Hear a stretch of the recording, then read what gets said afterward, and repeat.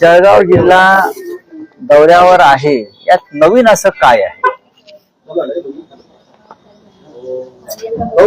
नवीन काय येत असतो जळगावला. मधल्या काळात थोडी माझी प्रकृती बरी नव्हती, त्याच्यामुळे थोडी गॅप पडली. पण जळगावला येण्यामध्ये एक आनंद असतो.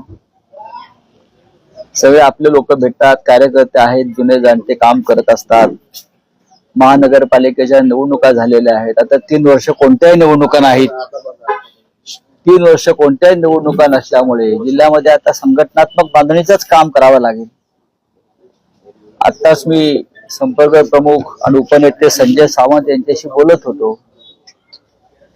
यानंतर येणारी पहिली निवडणूक ही लोकसभेची असेल. अर्थात तर लोकसभेचा उमेदवार आम्हाला आतापासून निवडावा लागेल आणि त्याला कार्याला झुंपावा लागेल. तर या तयारीसाठी आता आम्हाला भरपूर वेळ आहे आणि पुढल्या काळामध्ये महाराष्ट्राचं आणि देशाचं राजकारण हे बदलत जाणार आहे. 100% हे बदलत जाणार आहे. राज्यापुढे असंख्य प्रश्न आहेत, पण त्या प्रश्नावरती कोणताही राज्यकर्ता मंत्री गांभीर्याने बोलताना दिसत नाही. काल या भागामध्ये वादळी वाऱ्यासह पाऊस झाला.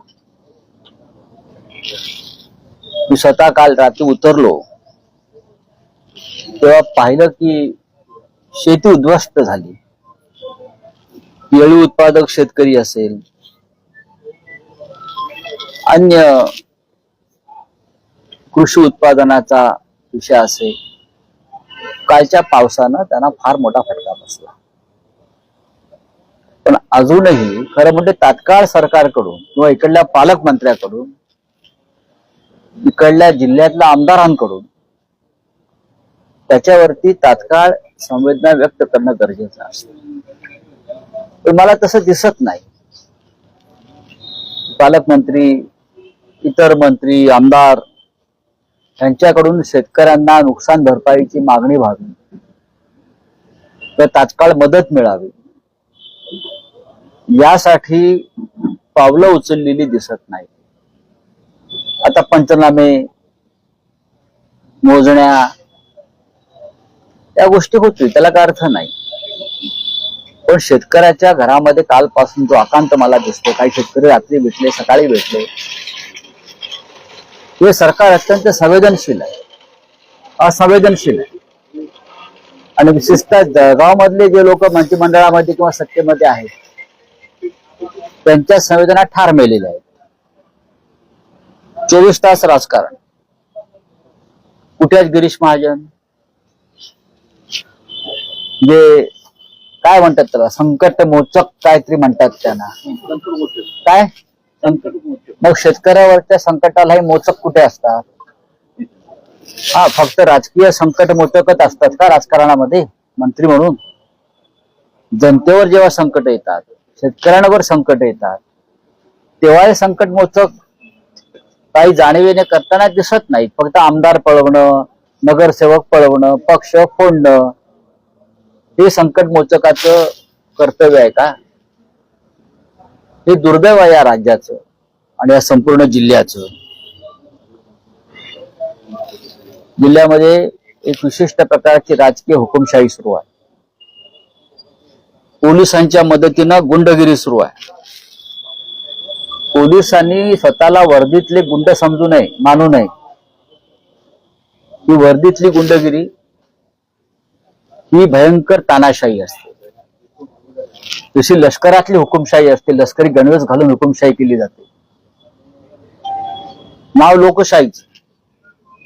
पण अनेक देशामध्ये ही लष्करातली गणवेशातली हुकुमशाही असते, तशी जळगाव मध्ये पोलीस गणवेशातली हुकुमशाही आहे. आणि त्याचा वापर, त्या पोलिसांचा वापर विरोधकांचा, राजकीय विरोधकांचा आवाज दडपण्यासाठी सत्ताधारी पक्षाचे पालकमंत्री आणि आमदार करत असतात, मंत्री करत असतात. हळूहळू तुमचाही भर ओसरणार आहे आणि हे चित्र स्पष्ट दिसतंय. माझ्या माहितीप्रमाणे पारोळा, पाचोरा, मुक्ताईनगर या भागातले शिंदे सेनेचे जे आमदार आहेत, शिंदे गटाचे आमदार आहेत, ते संकट मोचकाच्या जास्त संपर्कात आहे आणि पुढली निवडणूक ते भारतीय जनता पक्षातून लढवतील अशी माझी पक्की माहिती आहे. कारण हळूहळू हे भरोसरच चाललेलं आहे असं चित्र या जिल्ह्यातलं मला दिसतंय. तुम्हाला जास्त माहिती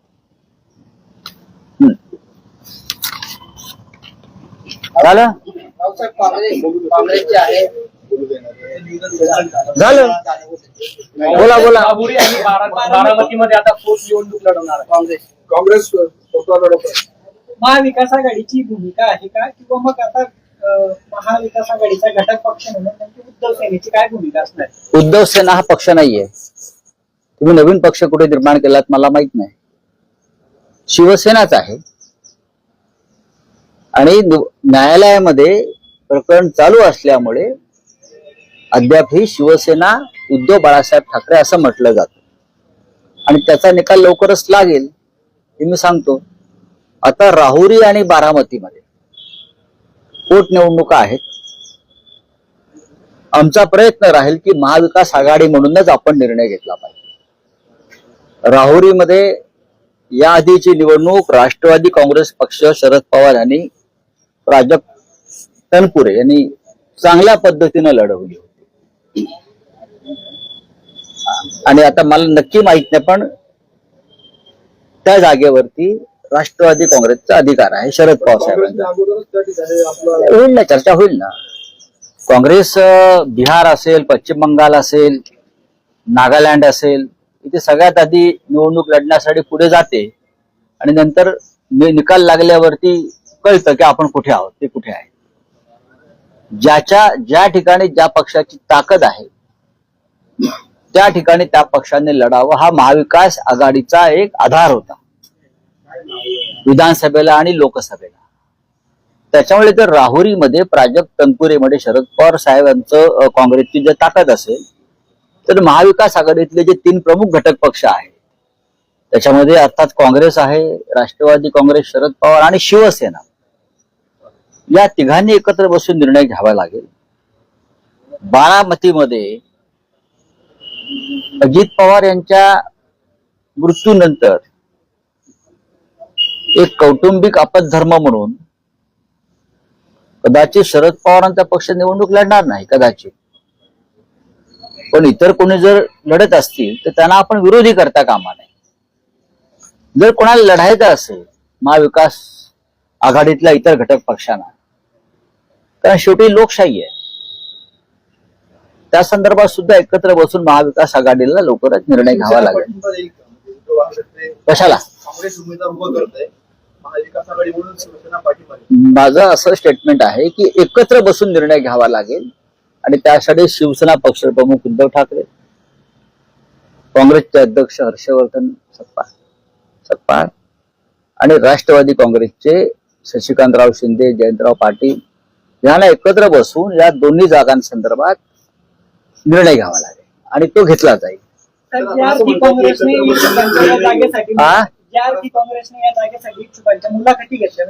घेऊ द्या ना. अरे बघा, राजकीय पक्ष आहेत, समन्वयाचा अभाव आहे का? नाही, राजकीय पक्ष आहेत.